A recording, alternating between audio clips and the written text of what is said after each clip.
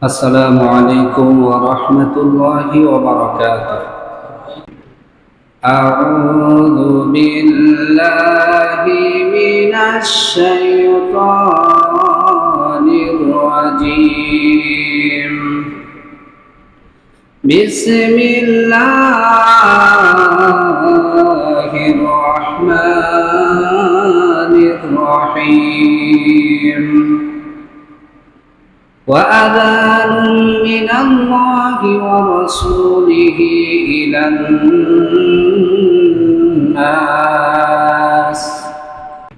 আমরা সর্বপ্রথম ওই মহান আল্লাহ রাব্বুল আলামিনের নিকট শুকরিয়া জ্ঞাপন করি যে আল্লাহ তাআলার শুকরিয়া গোটা জীবন করলো মানুষের আল্লাহ তাআলার যেই হক সেই হকটা আদায় হবে না।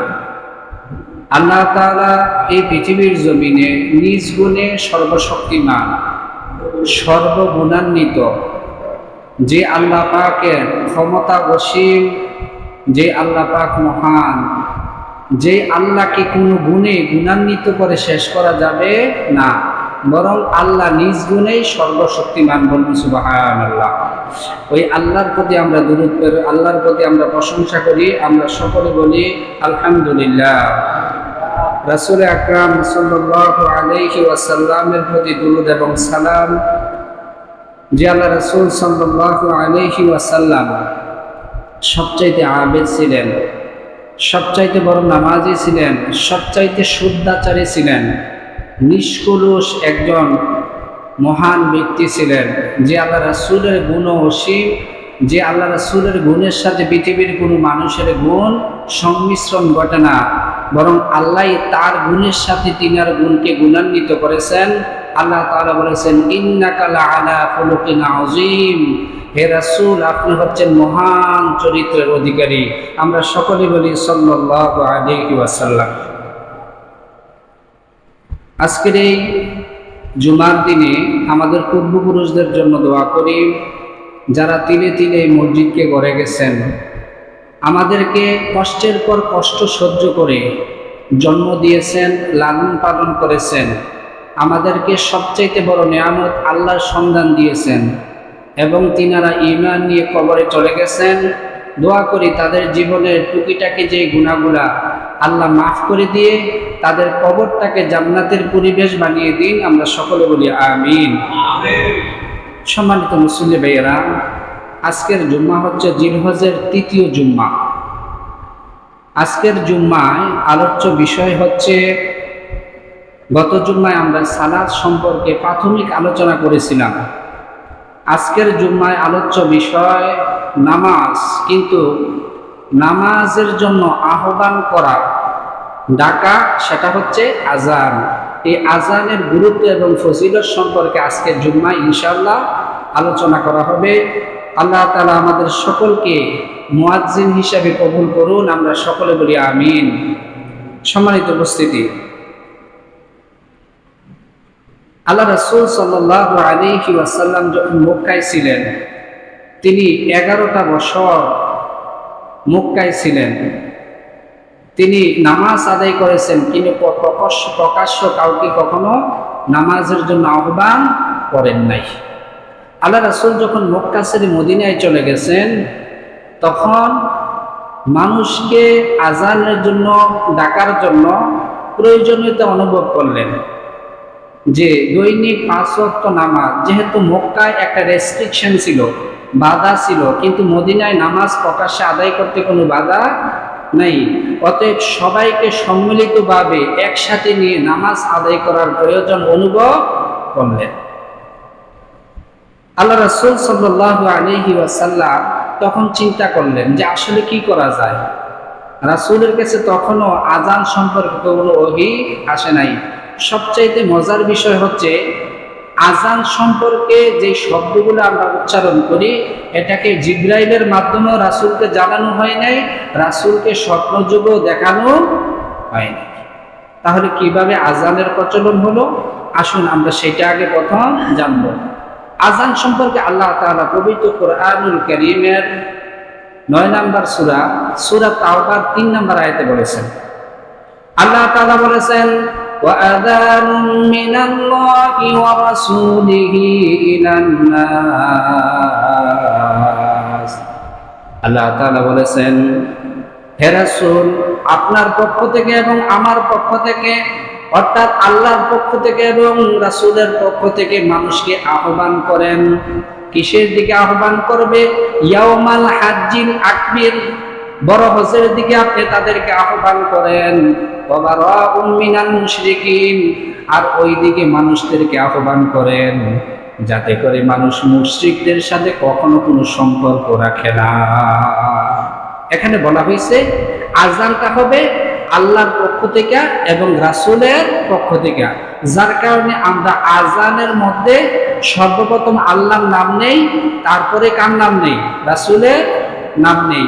এই জন্য আল্লাহ কোরআনে বলেছেন আযান হবে, অর্থাৎ আহ্বানটা হবে আল্লাহর পক্ষ থেকে আর রাসূলের পক্ষ থেকে, কারো পক্ষ থেকে কোনো ব্যক্তিগতভাবে আযানের জন্য, নামাজের জন্য ডাকা হবে না। তাহলে আযান শব্দটা কোরআনে শুধু একবার আসছে সূরা তাওবার 3 নম্বর আয়াতে। এখন আসেন, মদিনায় যখন মুসলমানরা গেল তখন আযানের প্রচলনটা কি হবে? আযানের কথা বলছে কোরআনে, ঠিক কোরআনে প্রত্যেকটা জায়গায় এভাবে ইঙ্গিত দেওয়া আছে, কোনো জিনিসের বিস্তারিত কিন্তু বর্ণনা কোরআনের মধ্যে নাই। আর তার বর্ণনা কোথায় আছে? হাদিসে নববীর মধ্যে। বলুন না সুবহানাল্লাহ।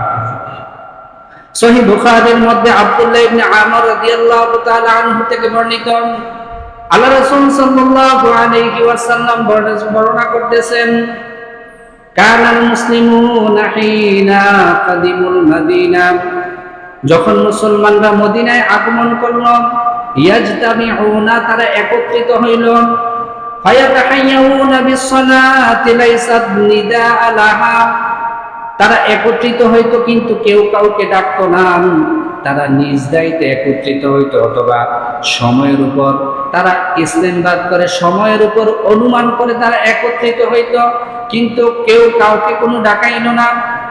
এমন সমস্যা যখন হইল, দীর্ঘক্ষণ সময় পর্যন্ত জামাতে নামাজ পড়ার জন্য অপেক্ষা করা লাগতো। আল্লাহ রাসূল সাল্লাল্লাহু আলাইহি ওয়াসাল্লাম সাহাবীদেরকে নিয়ে একদিন বৈঠক করলেন, কি করা যায়, মানুষকে একত্রিত করার জন্য কি করা যায়, কোনো পদ্ধতি তোমাদের কাছে আছে নাকি? তখন আল্লাহ রাসূল সাল্লাল্লাহু আলাইহি ওয়াসাল্লাম ফায়াতাকাল্লামুনা ফি যালিকা, এই সম্পর্কে আলোচনা করতেছিলেন। ফাকালা বা'দুহুম, তাদের মধ্যে কিছু মানুষ বলল, ইত্তাখাযু নামুসান মিসলা নামুসিন নাসারা, খ্রিস্টানরা যেভাবে গির্জার মধ্যে ঘন্টা বাজায়, ওইভাবে ঘন্টা বাজাইয়া মানুষকে নামাজের জন্য আহ্বান করা হোক। এই প্রস্তাবটা উপস্থিত সাহাবীদের পছন্দ হইল না। তখন ওয়াকালা বা'দুহুম, তাদের মধ্যে আরো কিছু মানুষ বলল, বালবুকা মিসলা কানুল ইয়াহুদি, ইহুদিরা যেভাবে সিংহায় ফু দেয়, এইভাবে সিংহায় ফু দিয়ে মানুষকে সালাতের জন্য আহ্বান করা হোক। ওয়াকালা উমর রাদিয়াল্লাহু তাআলা আনহু, এই প্রস্তাবটাও তাদের রাজি হইল না। তখন উমর রাদিয়াল্লাহু তাআলা আনহু বলল, আমার কাছে কেন একজন সাহাবীকে আপনারা দেন না, যাকে আমি নামাজ শিক্ষা দেব আর সে দাঁড়িয়ে মানুষদেরকে আহ্বান করবে? এই হাদিসের মধ্যে উল্লেখ করে নাই কোন শব্দ দ্বারা মানুষকে আযানের জন্য আহ্বান করবে। এখানে অস্পষ্ট রয়েছে, সুস্পষ্ট কোনো বার্তা আসে নাই। সবচাইতে সুস্পষ্ট যেই বার্তাটা আল্লাহ রাসূল সাল্লাল্লাহু আলাইহি ওয়াসাল্লাম নামাজের জন্য, আযানের জন্য নির্ধারণ করলেন, ওইটা সুনানে আবু দাউদের মধ্যে একটা হাদিস। আল্লাহ রাসূল বলেছেন, হযরত আব্দুল্লাহ ইবনে জুবাইর রাদিয়াল্লাহু তাআলা আনহু, তিনি একদিন ঘুমিয়ে আছেন। এই আলোচনা যখন করলো, কিছু মানুষ প্রস্তাব দিল ঘন্টা বাজিয়ে নামাজের জন্য আহ্বান করা হোক, আর কিছু মানুষ প্রস্তাব দিল সিংহাত ফু দিয়ে মানুষদেরকে নামাজের জন্য আহ্বান করা হোক। আবার কিছু সাহাবীরা প্রস্তাব দিল ধোঁয়া জ্বালিয়ে মানুষদেরকে নামাজের জন্য আহ্বান করা হোক। এই প্রস্তাবগুলো যখন ছিল, কোন সিদ্ধান্ত হলো না, যে যার যার বাড়ির মতন চলে গেল। আল্লাহ রাসূল সাল্লাল্লাহু আলাইহি ওয়াসাল্লাম তারপরের দিন আবার বৈঠক আহ্বান করলেন, তোমরা যে যার যার মতো চিন্তা করে বাড়ি থেকে আসবেন। হযরত আব্দুল্লাহ ইবনে জুবাইর রাদিয়াল্লাহু তাআলা আনহু থেকে অত্যন্ত গুরুত্বপূর্ণ একটা হাদিস, তিনি এই আলোচনা করার পরে যখন বাড়িতে যেয়ে ঘুমিয়েছিলেন, তিনি স্বপ্নে দেখলেন একজন ব্যক্তি রাস্তা দিয়ে একটা ঘন্টা নিয়ে যাইতেছেন, আর স্বপ্নের ভিতরে আব্দুল্লাহ ইবনে যায়েদ রাদিয়াল্লাহু তাআলা আনহু ওই ব্যক্তিকে ডাকতেছেন, তোমার ঘন্টাটা আমাকে দাও, যেই ঘন্টা দিয়ে আমি মানুষকে কি করব, নামাজের জন্য আহ্বান করব। তখন ওই ব্যক্তি বললেন, স্বপ্নের ওই ব্যক্তি বললেন, আমি কি তোমাকে এর চাইতে উত্তম কোনো পদ্ধতি শিক্ষা দেব না? তখন আব্দুল্লাহ ইবনে যায়েদ তিনি বললেন যে অবশ্যই আমাকে শিক্ষা দেন। তখন আজকে যে আজানের জন্য আমরা যে বাক্যগুলা বলে থাকি, ওই বাক্যগুলা তাকে শিক্ষা দিলেন। যখন এই বাক্যগুলা আল্লাহু আকবার আল্লাহু আকবার সর্বশেষ লা ইলাহা ইল্লাল্লাহ পর্যন্ত শিখলেন, এরপরের দিন সকালবেলা তিনি আর দেরি করলেন না, আল্লাহ রাসূলের কাছে এসে উপস্থিত হলেন, ইয়া রাসূলুল্লাহ, গতকালকে আমি এমন একটা স্বপ্ন দেখেছি, যে স্বপ্নের মধ্যে আমাকে আজানের শব্দগুলা শিক্ষা দিয়েছেন। ওই দিন সমস্ত সাহাবায়ে কেরামরা বৈঠকের মধ্যে উপস্থিত ছিলেন।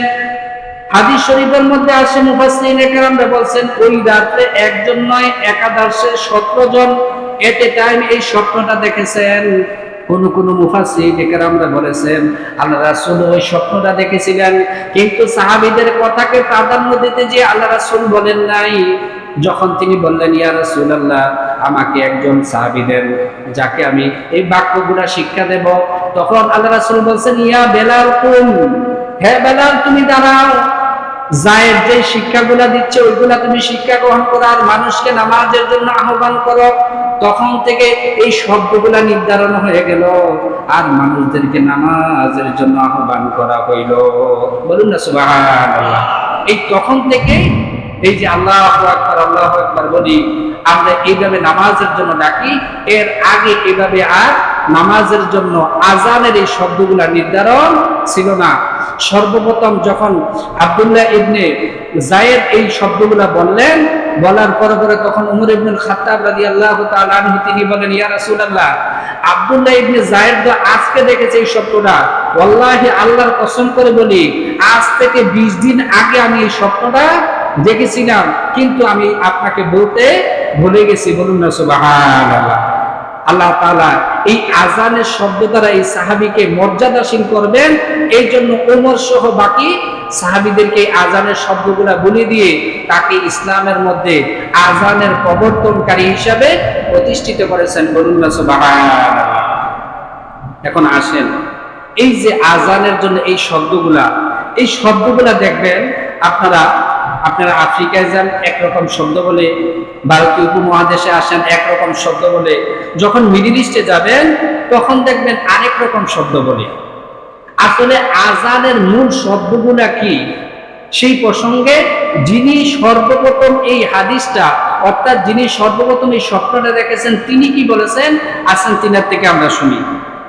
আন আব্দুল্লাহ ইবনে যায়েদ রাদিয়াল্লাহু তাআলা আনহু قال রাসূলুল্লাহ সাল্লাল্লাহু আলাইহি ওয়াসাল্লাম তিনি বলেন, যখন আমি ওই স্বপ্নের মধ্যে ওই ঘন্টাওয়ালাকে দেখতাম, ঘন্টাওয়ালা আমাকে যে শব্দগুলা শিখিয়ে দিয়েছিলেন, সর্বপ্রথম তিনি আল্লাহু আকবার আল্লাহু আকবার আল্লাহু আকবার আল্লাহু আকবার 4 বার আল্লাহু আকবার বলেছেন, তারপর 2 বার বলেছেন আশহাদু আল্লা ইলাহা ইল্লাল্লাহ আশহাদু আল্লা ইলাহা ইল্লাল্লাহ, তারপরে 2 বার বলেছেন আশহাদু আন্না মুহাম্মাদার রাসূলুল্লাহ আশহাদু আন্না মুহাম্মাদার রাসূলুল্লাহ, তারপর 2 বার বলেছেন হাইয়া আলাস সালাহ হাইয়া আলাস সালাহ, তারপর 2 বার বলেছেন হাইয়া আলাল ফালাহ হাইয়া আলাল ফালাহ, তারপরে 2 বার বলেছেন আল্লাহু আকবার আল্লাহু আকবার। সর্বশেষ যেই বাক্যটা ছিল সেটা ছিল লা ইলাহা ইল্লাল্লাহ। বলুন না সুবহানাল্লাহ। এই বাক্যগুলোর মাধ্যমে আমরা কি করি, আজান দিই, ঠিক না? ভারত উপমহাদেশ সহ বিশ্বের অধিকাংশ মসজিদগুলোতে এই বাক্য দ্বারাই কি করা হয়, আজান দেওয়া হয়। কিন্তু ফজরের সময় আমরা যে আসসালাতু খায়রুম মিনান নাওম এই শব্দটা বলি, তখন এই হাদিসের মধ্যে এই শব্দটা ছিল না। একদিন বেলাল রাদিয়াল্লাহু তাআলা আনহু তিনি ফজরের সময় আজান দিতেছিলেন। তিনি যখন এই আজানগুলো দিলেছেন, আমরা জানি ফজরের সময় 2টা আজান হইতো, একটা হয়তো তাহাজ্জুদের জন্য আজান, আরেকটা হয়তো ফজরের নামাজের জন্য আজান।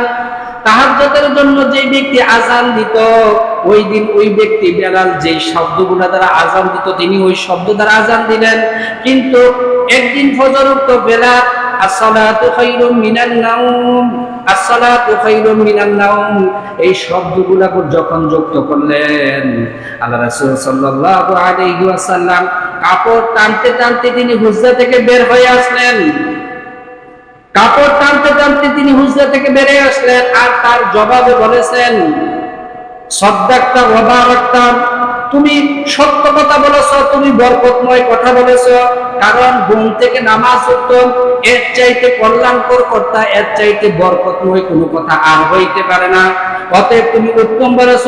ওই দিন থেকে নামাজের মধ্যে ফজরের ওয়াক্তে আসসালাতু খায়রুম মিনান নাওম এই শব্দটা যুক্ত হইল এবং তার জবাবে সাদাক্তা ওয়া বারাকতা এই শব্দটাও জবাবের জন্য নির্ধারণ হয়ে গেল। বলুন না সুবহানাল্লাহ। তাহলে এই যে বিভিন্ন কালের আবর্তনে বিবর্তনে নামাজের শব্দগুলো আজকে এই পর্যায়ে এসে দাঁড়াইছে। তাহলে বিশ্বের আরো কিছু অংশে শিয়া ছাড়া বাকি যে অন্যান্য হানাফি মাযহাব ছাড়া বাকি যে মাযহাবগুলা দেখবেন কিছু কিছু মাযহাবের মধ্যে আল্লাহু আকবার আল্লাহু আকবার চারবার তারা বলে, আশহাদু আল্লা ইলাহা ইল্লাল্লাহ বলে, তারা আশহাদু আন্না মুহাম্মাদুর রাসূলুল্লাহ দুইবার করে আরো দুইবার কি করে তারা আবার আশহাদু আল্লা ইলাহা ইল্লাল্লাহ দুইবার বলে, আবার আশহাদু আন্না মুহাম্মাদুর রাসূলুল্লাহ দুইবার বলে। হানাফি মাযহাব সহ আহলে সুন্নাত ওয়াল জামাতের আযানের শব্দ হচ্ছে 4 ওয়াক্তের মধ্যে সেটা হচ্ছে 15টা বাক্য, আর ফজর সহ বাক্য হচ্ছে কয়টা? 17টা। কিন্তু তাদের মাযহাবের মধ্যে বাক্য হচ্ছে 19টা। কিন্তু এই 19টা বাক্য যা তারা যে বলে এগুলা কি হাদিসের মধ্যে আছে? হ্যাঁ, এগুলাও হাদিসের মধ্যে আসছে। আল্লাহ রাসূল সাল্লাল্লাহু আলাইহি ওয়াসাল্লাম তিনি বলেছেন যে আন মাযুরা রাদিয়াল্লাহু তাআলা আনহু থেকে একটা হাদিস, আল্লাহ রাসূল সাল্লাল্লাহু আলাইহি ওয়াসাল্লাম বলেছেন আল আযানা 19, আল আযানা 19, আযানের শব্দ হচ্ছে 19টা। কিন্তু আব্দুল্লাহ ইবনে যায়েদ যেই আযান আমাদেরকে শিক্ষা দিয়েছে ওই আযানের মধ্যে শব্দ ছিল 15টা। কিন্তু মাজুরা থেকে যে হাদিসটা বর্ণিত হয়েছে ওইখানে 19টা আছে। এই 19 সংখ্যাটা মিলাইতে যাইয়া তারা কি করে আশহাদু আল্লা ইলাহা ইল্লাল্লাহ 4বার বলে, আশহাদু আন্না মুহাম্মাদুর রাসূলুল্লাহ 4বার বলে। আর এই হাদিসটা আল্লাহ রাসূল সাল্লাল্লাহু আলাইহি ওয়াসাল্লাম ইবনে মাজার মধ্যে এই হাদিসটা মাজুরা বর্ণনা করেছেন। কিন্তু আমরা যে শব্দগুলা বলি ওই শব্দের হাদিসটা সহিহ বুখারীর মধ্যে বর্ণিত হয়েছে। বলুন সুবহানাল্লাহ। তাহলে আজকের প্রত্যেকটা এই আযানের এই শব্দগুলা নিয়ে আমরা কখনো বিতর্ক করব না, কোনটাই হাদিসের মধ্যে আসছে। কিন্তু আমরা কোন শব্দগুলা শুনে শব্দগুলা বলে অভ্যস্ত ওইটার উপরে আমরা ইনশাআল্লাহ আমল করব। আল্লাহ তাআলা আমাদেরকে তৌফিক দান করুন, আমরা সকলে বলি আমিন। এখন আসেন আযানের যে শব্দগুলা ইকামতের যে শব্দগুলা এই উভয় শব্দগুলা কি এক? আসেন আল্লাহ রাসূল হাদিসের মধ্যে কি বলেছেন।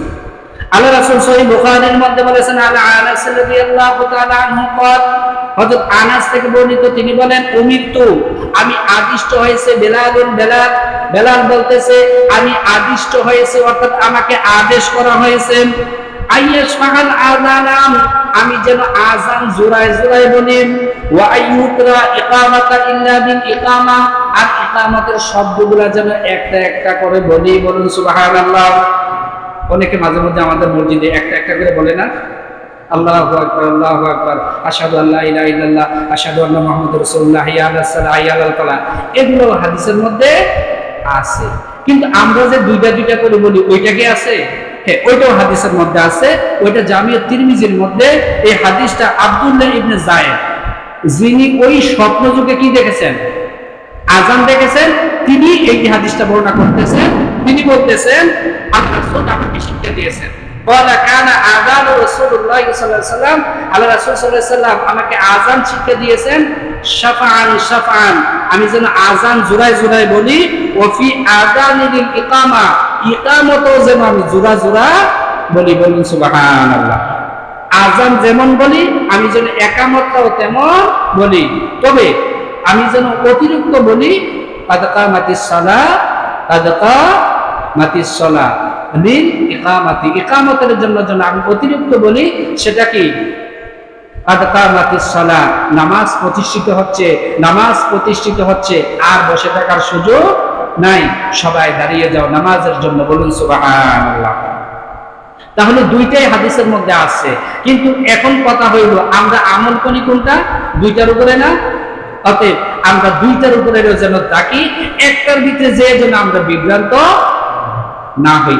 যারা একটা করতে চায় তারা করো, যেমন সৌদি আরব সহ তারা ওই অঞ্চলগুলোতে কি করে, এই আমলটা তারা করে। কিন্তু আমরা ভারতীয় উপমহাদেশে, এটাও যেহেতু আব্দুল্লাহ ইবনে যায়েদ থেকে বর্ণিত, এটাও কি সহিহ হাদিস দ্বারা বর্ণিত। অতএব আমরা যারা যেই মসজিদের মধ্যে জোড়ায় জোড়ায় একামত দেয়, আমরা যেন ওই মসজিদগুলাতে জোড়ায় জোড়ায় একামত দেয়। তবে হ্যাঁ, কিছু কিছু মসজিদে একটু বাড়াবাড়ি করে, কেউ অন্য খান থেকে আসছে, সে জানে না এই মসজিদে জোড়ায় জোড়ায় একামত দেয়, তিনি একটা একটা করে বলে ফেলছে। আমি এমন মসজিদেও দেখছি ওই ব্যক্তিকে এমন অপমান করছে যে আমি আজ একামত না শিখে তুমি আসছো কেন? যখন সে এটা বলতে চাইছে যে এটা তো হাদিসের মধ্যে আছে, মিয়া তোমার হাদিস আলাই রাখো, এভাবে কঠোরভাবে বলা উচিত না। তাকে বুঝিয়ে বলতে হবে, ভাই এখানে তো জোড়ায় জোড়ায় হয়, আপনি যদি একামত দেন তাহলে জোড়ায় জোড়ায় দিতে হবে, কারণ আমরা আর বিভক্ত হইতে চাই না, যেহেতু ওইটাও সহিহ হাদিস দ্বারা প্রমাণিত। আমরা, আল্লাহ আমাদেরকে হেদায়েত দান করুন, আমরা সকলে বলি আমিন। তাহলে আযান এবং একামতের শব্দগুলো সম্পর্কে আমরা ক্লিয়ার ধারণা পাইলাম। এখন আসেন আযানের জবাবটা আমরা কিভাবে দেব, আযানের জবাবটা আমরা কিভাবে দেব। আসেন এই সম্পর্কে সহিহ বুখারীর মধ্যে একটা হাদিস আল্লাহ রাসূল সাল্লাল্লাহু আলাইহি ওয়াসাল্লাম এর বরাত দিয়ে আবু সাঈদ খুদরি রাদিয়াল্লাহু তাআলা আনহু তিনি বর্ণনা করতেছেন। আল্লাহ রাসূল সাল্লাল্লাহু আলাইহি ওয়াসাল্লাম তিনি বলেছেন, ইদা সামি'তুমুন নিদাআ বিস-সালাম, যখন নামাজের জন্য তোমরা আহ্বান শুনতে পাইবা, ফাকুলু, তোমরা বলো, মিসলা মা ইয়াকুলুল মুয়াজ্জিন, মুয়াজ্জিন যা বলে তোমরা তাই বলো, আযানের জবাবে তার ভিন্ন করিও না। আরেকটা হাদিসের মধ্যে আল্লাহ রাসূল সাল্লাল্লাহু আলাইহি ওয়াসাল্লাম ভেঙ্গে ভেঙ্গে সাহাবীদেরকে শিক্ষা দিয়েছেন। আল্লাহ রাসূল তিনি বলেছেন, ইযা ক্বালাল মুয়াজ্জিনু আল্লাহু আকবার, আল্লাহু আকবার, ক্বালা আল্লাহু আকবার, আল্লাহু আকবার, যখন মুয়াজ্জিন আল্লাহু আকবার বলবে তখন তোমরাও আল্লাহু আকবার বলো। যখন মুয়াজ্জিন আশহাদু আল্লা ইলাহা ইল্লাল্লাহ বলেন তখন তোমরাও আশহাদু আল্লা ইলাহা ইল্লাল্লাহ বলো। যখন মুয়াজ্জিন আশহাদু আন্না মুহাম্মাদুর রাসূলুল্লাহ বলে তোমরা আশহাদু আন্না মুহাম্মাদুর রাসূলুল্লাহ বলো। যখন হাইয়া আলাস সালাহ এবং হাইয়া আলাল ফালাহ বলে তোমরা এই চার বাক্যের উত্তরে লা হাওলা ওয়ালা কুওয়াতা ইল্লা বিল্লাহ এই বাক্যটা পড়ো। যখন আসসালাতু খায়রুম মিনান নাওম বলবেন তখন তোমরা বলো সাদাকতা ওয়া বারাকতা। যখন আল্লাহু আকবার বলে আল্লাহু আকবার বলো। যখন লা ইলাহা ইল্লাল্লাহ বলবে তখন তোমরা লা ইলাহা ইল্লাল্লাহ বলেন। তোমরা আযানের জবাবকে শেষ করো, বলুন সুবহানাল্লাহ।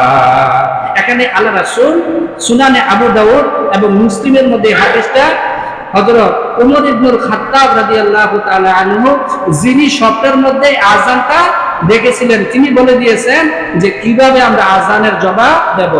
এখন আমাদের মধ্যে কিছু সমস্যা আছে আযানের জবাবের ক্ষেত্রে, সেটা হচ্ছে কি আমরা আল্লাহু আকবার বলে আল্লাহু আকবার বলি, আশহাদু আল্লা ইলাহা ইল্লাল্লাহ বলে আশহাদু আল্লা ইলাহা ইল্লাল্লাহ বলি। যখন আশহাদু আন্না মুহাম্মাদুর রাসূলুল্লাহ বলে তখন আমরা অনেকে সাল্লাল্লাহু আলাইহি ওয়াসাল্লাম বলি। মনে রাখবেন এইটা কোনো হাদিস দ্বারা প্রমাণিত না, এটা মানুষের মন গড়া বানানো। আযানের মধ্যে যেই জায়গায় আল্লাহ এবং মুহাম্মদ সাল্লাল্লাহু আলাইহি সাল্লামের নাম আছে ওই জায়গায় বিকৃত করার কোনো সুযোগ নাই। অত্যন্ত সেনসিটিভ বিষয়। এখানে সাল্লাল্লাহু আলাইহি সাল্লাম দুরূদ করার কথা বলা হয় নাই। হাদিসের ভাষ্য কি বলছে? ফাকুলু মিসলা মা ইয়াকুলুল মুয়াজ্জিন, মুয়াজ্জিন যা বলে তোমরা তাই বলো। অতিরিক্ত কোন জায়গায় ভিন্ন করা লাগবে ওইটা ওমর ইবনে খাত্তাবের হাদিসের মধ্যে সুস্পষ্ট করে দিয়েছে। হাইয়া আলাস সালাহ বালা, আসসালাতু খায়রুম মিনান নাওমে বালা। এছাড়া অন্য কোনো ক্ষেত্রে কি করা যাবে না, ভিন্নতা অবলম্বন করা যাবে না। আবার অনেকেই হাতে নিয়ে চোখের মধ্যে চুমা দেন, যদিও এই সম্পর্কে একটা হাদিস আবু বকর রাদিয়াল্লাহু তাআলা আনহু থেকে বর্ণিত একটা হাদিস আছে। আবু বকর এমনটা করেছিলেন একদিন। তখন আল্লাহ রাসূল সাল্লাল্লাহু আলাইহি ওয়াসাল্লাম তিনি জিজ্ঞাসা করলেন, হে আবু বকর তুমি এমনটা করলা কেন? তখন বলছে, ইয়া রাসূলুল্লাহ যখন আপনার নাম নেওয়া হয় আপনার প্রতি দুরূদ করে আমি চোখের মধ্যে চুমা খাই, তখন আল্লাহ রাসূল বলছে আল্লাহ তাআলা তোমাকে চোখের রোগ থেকে কি দিবেন? শেফা দান করবেন। বলুন সুবহানাল্লাহ। যদিও অনেক মুফাসসিরিন কিরাম, মুহাদ্দিসিন কিরাম এই হাদিসটাকে জয়ীফ বলেছেন, কিন্তু তার একটা বাস্তবতা কি, সুনানে বাইহাকির মধ্যে এই হাদিসটা আছে, কিন্তু এই জায়গায় আয়েশা চুমা খাওয়া এমন কোনো কথা আমি পাই নাই। যারা করেন হয়তোবা তারা পাইতে পারেন। আশহাদু আন্না মুহাম্মাদুর রাসূলুল্লাহ বলার সাথে সাথে আপনাকেও কি বলা লাগবে? আশহাদু আন্না মুহাম্মাদুর রাসূলুল্লাহ বলা লাগবে। কারণ আপনি যখন সাল্লাল্লাহু আলাইহি সাল্লাম বলেন তখনই না চুমা খাইবেন, ঠিক না? ধরে নিলাম ওই আবু বকর হাদিসের উপর আপনি কি করেন? আমল করেন। কিন্তু এই জায়গায় তো আপনি সাল্লাল্লাহু আলাইহি সাল্লাম বলবেন না, বললে না চুমা খাইবেন। কিন্তু এই জায়গায় সাল্লাল্লাহু আলাইহি সাল্লাম বলারও সুযোগ নাই, চুমা খাওয়ারও কোনো সুযোগ নাই। তারপরে আমরা অনেকে কি বলি যে হাইয়া আলাস সালাহ বলার সাথে সাথে আমরা এখানে আরেকটু বলাই লা হাওলা ওয়ালা কুওয়াতা ইল্লা বিল্লাহর পরে আলিউল আযীম বলি না। হাদিসে যেহেতু ইল্লা বিল্লাহ পর্যন্ত আছে, আপনি আলিউল আযীম পর্যন্ত বলার সুযোগ নাই। ওখানে অনেকে ওই যে আমরা পারি লা হাওলা ওয়ালা কুওয়াতা ইল্লা বিল্লাহিল আলিয়্যিল আযীম, ওখান পুরা পড়ি না। যেহেতু হাদিসে ইল্লা বিল্লাহ পর্যন্ত আছে, আপনাকে ইল্লা বিল্লাহ পর্যন্ত শেষ করতে হবে। আরেকটা আমি দেখতেছি অনেকে ইদানিং এই আমলটা করেন, যখন লা ইলাহা ইল্লাল্লাহ মুয়াজ্জিন বলে আযান বা ইকামত শেষ করে, আপনারাও জোরে আওয়াজ করে কি বলেন?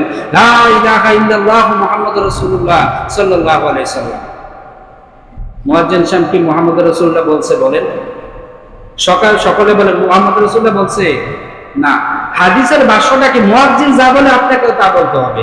তাহলে মুহাম্মাদুর রাসূলুল্লাহ কইতে কেমন আপনি? এটা বলতে যাইেন না। হ্যাঁ, সাল্লাল্লাহু আলাইহি সাল্লাম বলা যাবে, এখানে আযানের পরে দুরূদ পড়া যাবে কিনা সেটা সামনে আসতেছে। তাহলে আমরা যেটা বুঝলাম, এখানে আযান এবং ইকামতের জবাবে আমরা কি বলবো এটা এতক্ষণ বর্ণনা করলাম। এখন আসেন আযানের ক্ষেত্রে আমরা জবাব দেওয়ার সুযোগটা পাই, কিন্তু ইকামতের ক্ষেত্রে জবাব দেওয়ার সুযোগ পাই না। এটা দুই প্রকারের বর্ণনা আসছে। কেউ কেউ বলেছেন ইকামতের জবাবও দিতে হবে আযানের মতো, কিন্তু ইমাম আবু হানিফা রাহিমাহুল্লাহ তিনি বলেছেন যেহেতু ইকামতটা দ্রুত দেয়, ওই জায়গায় যদি ইকামতের জবাবটাও মানুষের জন্য নির্ধারণ করা হয়, তাহলে তারা অধিকাংশ ক্ষেত্রে এটা কি করবে? লঙ্ঘন করবে। এই জন্য আযানের জবাব দাও, ইকামতের জবাব দেওয়া লাগবে না। কারণ তখন আমরা কিসের জন্য প্রস্তুতি দেই? নামাজের জন্য প্রস্তুতি নেই। আমরা সকলে বলি সুবহানাল্লাহ। এখন আসেন, আমরা আযানের আগে দুরূদ নেই, এটা আমরা সবাই জানি, কিন্তু আযানের পরে কি দুরূদ আছে? অবশ্যই দুরূদ আছে। আযানের পরে অবশ্যই দুরূদ পড়তে হবে। কেন পড়তে হবে? এখন আসেন, আল্লাহ রাসূল সাল্লাল্লাহু আলাইহি সাল্লাম কি বলেছেন? এই হাদিসটা সহিহ মুসলিমের মধ্যে আসছে, যে হাদিসটা বর্ণনা করেছেন হযরত আব্দুল্লাহ ইবনে আমর ইবনে আস রাদিয়াল্লাহু তাআলা আনহু। তিনি কি বলছেন আমরা শুনি। আল্লাহ রাসূল সাল্লাল্লাহু আলাইহি ওয়াসাল্লাম তিনি বলেছেন আন্নাহু সামিআন নবী সাল্লাল্লাহু আলাইহি ওয়াসাল্লাম ইয়াকুল, আমর ইবনে আস তিনি বলতেছেন নিশ্চয়ই আমি আল্লাহ রাসূল সাল্লাল্লাহু আলাইহি ওয়াসাল্লামকে বলতে শুনেছি, ইদা সামিআতুমুল মুআযযিনা, মুআযযিন যখন আযান দিবে তোমরা যা শুনবা, ফাকুলু মিসলা মা ইয়াকুলু, মুআযযিন যা বলে তোমরাও তাই বলবা। সুম্মা সাল্লু আলাইয়া, অতঃপর আমার প্রতি দুরূদ পড়বা। কি বলছে? সালাত পড়বা। আমি সালাতের গত জুমায় কি করেছি? ব্যাখ্যা করেছি। সালাত শব্দের যখন বান্দার পক্ষ থেকে, উম্মতে মুহাম্মদের পক্ষ থেকে হয়, তখন সালাত শব্দের অর্থ হয় কি? দুরূদ। এখানে অর্থ হবে দুরূদ। সাল্লু আলাইয়া, আমার উপর দুরূদ পড়ো। ফা ইন্নাহু মান সাল্লা আলাইয়া, কেননা নিশ্চয়ই যে ব্যক্তি আমার প্রতি দুরূদ পড়বে, সাল্লাল্লাহু আলাইহি বিহা আশারান, আল্লাহ তাআলা তার উপর 10 বার রহমত নাজিল করেন। বলুন সুবহানাল্লাহ। তাহলে মুয়াজ্জিন যখন লা ইলাহা ইল্লাল্লাহ বলে শেষ করবে, আমরাও লা ইলাহা ইল্লাল্লাহ বলবো, কিন্তু মুহাম্মদুর রাসূলুল্লাহ যেহেতু নাই, আপনারাও বললেন না, কিন্তু দুরূদরা কইলেন সাল্লাল্লাহু আলাইহি ওয়াসাল্লাম। দুরূদের মধ্যে সবচাইতে শর্ট এবং সহজ দুরূদ হচ্ছে সাল্লাল্লাহু আলাইহি ওয়াসাল্লাম। শুধু তাই নয়, আশ্চর্যজনক বিষয় একটা কথা খেয়াল করেন, যখনকার সময় এখনই না কাগজ অ্যাভেলেবেল, কালি অ্যাভেলেবেল, আমরা যারা বিশেষ করে বৃদ্ধ 60-70 বছরের যারা আছেন তারা অনেকেই বলেন আগে আমরা কি করতাম, কলার পাতার ভিতরে লিখতাম, ঠিক না? কি দিয়া? ওই যে বাঁশের ইয়া চোখাইয়া কালীবেলায় আইয়া শীষ বানাই আমরা কি করতাম, লিখতাম। দেখেন আজ থেকে 100 বছর আগের অবস্থা তেমন ছিল। যখন হাদিস লেখছে সেটা হচ্ছে আজ থেকে প্রায় 1150 বছর আগে হাদিসগুলো লেখা হয়েছে। যখনকার সময় কাগজের দাম সবচাইতে বেশি ছিল, কলমের দাম তো আশাই করা যায় না। তখনকার সময় পর্যন্ত মুহাদ্দিসিনে কেরাম আল্লাহ রাসূলের এই দুরূদ তিনারা বাদ দেন নাই। যত জায়গায় আপনি মূল কিতাবগুলো যখন পড়বেন হাদিসের, প্রত্যেকটা জায়গায় দেখবেন রাসূলের নামের পাশাপাশি সাল্লাল্লাহু আলাইহি ওয়াসাল্লাম এই শব্দটা তিনারা বাদ দিতে কৃপণতা করেন নাই, তিনারা বাদ দেন নাই, লিখতে যে কৃপণতা করেন নাই। বলুন না সুবহানাল্লাহ। অতএব আমরাও রাসূলের প্রতি নামাজের পরে দুরূদ পড়তে কৃপণতা করব না। একটা হাদিসের মধ্যে আল্লাহ রাসূল বলছে ওই ব্যক্তি সবচাইতে বড় কৃপণ যে আমার প্রতি দুরূদ করতে কৃপণতা করে। কারণ দুরূদ পড়া ওয়াজিব প্রত্যেক নামাজে। কোথায়? তাশাহুদের মধ্যে, ঠিক না? তাশাহুদের মধ্যে ওয়াজিব না? অতএব রাসূলের প্রতি দুরূদ পড়ব। তবে যেই জায়গায় দুরূদ নাই ওই জায়গায় অতি প্রেমিক হয়ে শরীয়তকে বিকৃতি করার কোনো সুযোগ নাই। আসেন আরেকটা হাদিস আযানের পরে যে দুরূদ এই সম্পর্কে আপনাদেরকে শোনাই। হযরত জাবের ইবনে আব্দুল্লাহ রাদিয়াল্লাহু তাআলা আনহু তিনি বলেছেন আল্লাহ রাসূল সাল্লাল্লাহু আলাইহি ওয়াসাল্লাম বলেছেন আযানের শেষে আমরা দোয়া করি না? কথা বলেন, দোয়া করি কিনা? এই দোয়া শিক্ষা দেওয়ার পরে তিনি ওই জায়গায় আবার দুরূদের কথা বলছেন। আল্লাহ রাসূল বলেছেন মান ক্বালা হিনা ইসমাউ, যে ব্যক্তি শুনবে আন নিদা সালাতের জন্য আযান, কুলু তারা যেন বলেন আল্লাহুম্মা রাব্বা হাযিহিদ দাওয়াতিত তাম্মা ওয়াস সালাতিল কাইমা আতি মুহাম্মাদানিল ওয়াসিলাতা ওয়াল ফাদিলা ওয়া বা'আসহু মাকামান মাহমুদানিল্লাযী ওয়া'আদতা। এতটুকু শিক্ষা দেওয়ার পরে আল্লাহ রাসূল বলেছেন আল্লাযী বুইসতু মুআল্লিমান লিউতাম্মিমা মাকারিমাল আখলাক। আল্লাহ রাসূল সাল্লাল্লাহু আলাইহি ওয়াসাল্লাম তিনি বলেছেন আমাকে চরিত্রের পূর্ণতা দান করার জন্য এই জমিনের মধ্যে প্রেরণ করা হয়েছে। সবচাইতে উত্তম এবং সুন্দর চরিত্রের কেউ যদি থাকে সেটা হচ্ছে আমি মুহাম্মদ সাল্লাল্লাহু আলাইহি ওয়াসাল্লাম। এই বাক্যটা বলার পরে আল্লাহ রাসূল ওই দুরূদ সম্পর্কে তিনি বলেছেন ওয়া বা'আসহু মাকামান মাহমুদানিল্লাযী ওয়া'আদতা। এই শব্দটা বলার পরে তিনি বলেছেন হাল্লাত লাহু শাফাআতি ইয়াউমাল কিয়ামাহ, যে ব্যক্তি এই দোয়াটা পড়ার পরে আমার জন্য দুরূদ পড়বে তার জন্য সুপারিশ করা কাল কিয়ামতের ময়দানে আমার জন্য ওয়াজিব হয়ে যাবে। বলুন না সুবহানাল্লাহ। আযানের পরে যদি কেউ রাসূলের জন্য দোয়া করে এবং এই দোয়াটা করে তাহলে ওই ব্যক্তির জন্য সুপারিশ করা, শাফায়াত করা আমি নবীর জন্য ওয়াজিব হয়ে যাবে। বলুন সুবহানাল্লাহ। কারণ এই যে দোয়াটা করি এই দোয়াটার মধ্যে আল্লাহর প্রশংসা এবং রাসূলের প্রতি গুণ কীর্তন এবং রাসূলের প্রতি দোয়া আছে।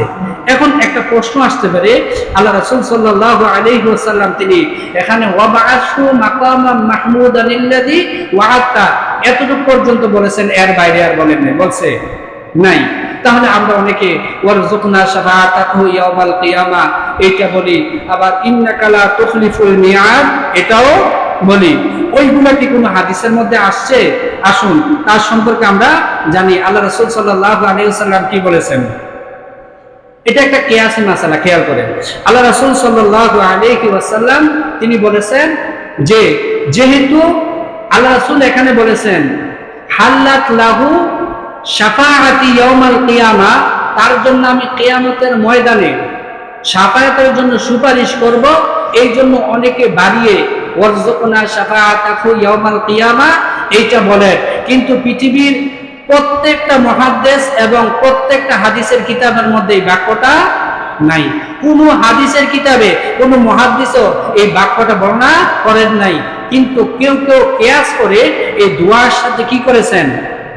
এটা যুক্ত করেছেন। কিন্তু ইন্নাকা লা তুখলিফুল মিআদ এটা কি কোথাও আছে? হ্যাঁ, এই হাদিসের মধ্যে নাই, কিন্তু বাইহাকির মধ্যে একটা হাদিস আছে, ওই হাদিসের মধ্যে ইন্নাকা লা তুখলিফুল মিআদ এই শব্দটা আছে। তাহলে সর্বসম্মতিক্রমে আজানের পরে যে দোয়াটা আমরা পড়ি, ওই দোয়ার মধ্যে ওয়ারযুকনা শাফাআতাহু ইয়াউমাল কিয়ামা এই বাক্যটা না বলাটাই আমি উত্তম মনে করি। কিন্তু ইন্নাকা লা তুখলিফুল মিআদ যদিও এই হাদিসের মধ্যে নাই, কিন্তু বাইহাকির হাদিসের মধ্যে আছে, এটাও আপনারা পড়বেন, কারণ এটা কোরআনের একটা আয়াত। আমরা একটা দোয়া করি প্রায় সময়, সেটা কি রব্বানা ওয়া আতিনা মা ওয়া'আদতানা আলা রুসুলিকা ওয়া লা তুখজিনা ইয়াউমাল কিয়ামা ইন্নাকা লা তুখলিফুল মিআদ। নিশ্চয়ই আপনি প্রতিশ্রুতি ভঙ্গ করেন না। আপনি যে ওয়াদা আমাদেরকে দিয়েছেন আমরা জান্নাত দেব, আপনি আমাদেরকে জান্নাতে দিবেন, ওই ওয়াদা কখনো আপনি ভঙ্গ করবেন না। বলুন না সুবহানাল্লাহ। সম্মানিত উপস্থিতি, তাহলে আমরা আজানের পরে যে দোয়াটা করি, সময় নাই, 1 মিনিটে শেষ করে দেব। সেটা হচ্ছে আজানের সময়, আজানের পরে অনেকে আমরা হাত তুলি, অনেকে আমরা হাত তুলি না। একটা মূলনীতি আমি শুধু বলে দেই, ফতোয়া আপনারা নিজেরাই নিয়ে নেন। যেই জায়গাগুলো দোয়া নির্ধারিত, কথাটা খেয়াল করবেন সবাই মনোযোগ দিয়ে, তাহলে আপনাদের ভুল ধারণাগুলো শেষ হয়ে যাবে। যেই জায়গাগুলোর মধ্যে দোয়া নির্ধারিত, ওই জায়গাগুলায় হাত তুলে দোয়া করা লাগে না। যেমন বাথরুমে ঢোকার সময় দোয়া নির্ধারিত আছে না, ওই জায়গায় কি হাত তুলি না। তারপরে স্ত্রী সহবাসের আগে কি দোয়া আছে, ওই জায়গায় কি আমরা হাত তুলে দোয়া করি না। এভাবে ভাত খাওয়ার আগে দোয়া আছে, ওইটাকে আমরা হাত তুলে দোয়া করি। কিন্তু আজানের পরেও এই দোয়াটা নির্ধারিত না ভাই, আল্লাহুম্মা রাব্বা হাযিহি দা'ওয়া, এই জায়গায় এই দোয়াটা নির্ধারিত। অতএব যেই জায়গায় দোয়া নির্ধারিত, ওই জায়গায় হাত তুলে দোয়া করা লাগে না। আর যেই জায়গায় দোয়া নির্ধারিত না, আপনি আপনার চাহিদাগুলা আল্লাহর কাছে বলবেন। আপনার যত চাহিদা আছে ওই জায়গায় আপনি কি করবেন, হাত তুলে দোয়া করবেন। বরং ওই জায়গায় বা ওই সময় হাত তুলে দোয়া করা, সেটা হচ্ছে সুন্নাতুন নবী সাল্লাল্লাহু আলাইহি ওয়াসাল্লাম। অতএব কেউ বলবেন না আমাকে, হাদিসের মধ্যে কোরআনের মধ্যে যা আছে ওইটাই আমি বললাম। আবারও বলছি, যেই জায়গায় দোয়াগুলা নির্ধারিত, ওই জায়গায় হাত তুলে দোয়া করা লাগে না। যেই জায়গায় আপনার প্রয়োজন নির্ধারিত না, আল্লাহর কাছে চাইবেন, ওই জায়গায় হাত তুলে দোয়া করা সুন্নাহ। শুধু একবার না, রাসূলের জীবনে একাধিকবার হাত তুলে দোয়া করেছেন। আল্লাহ তাআলা আমাদেরকে এই দোয়ার মধ্যে শামিল করে দেন ইনশাআল্লাহ। আজান সম্পর্কে আলোচনা শেষ হয় নাই, আগামী জুম্মায় তার ধারাবাহিকতা নিয়ে আলোচনা করব। আল্লাহ তাআলা আমাদেরকে শোনা এবং আমল করার তৌফিক দান করুন। আমরা সকলে বলি আমিন। আসসালামু আলাইকুম ওয়া রাহমাতুল্লাহ।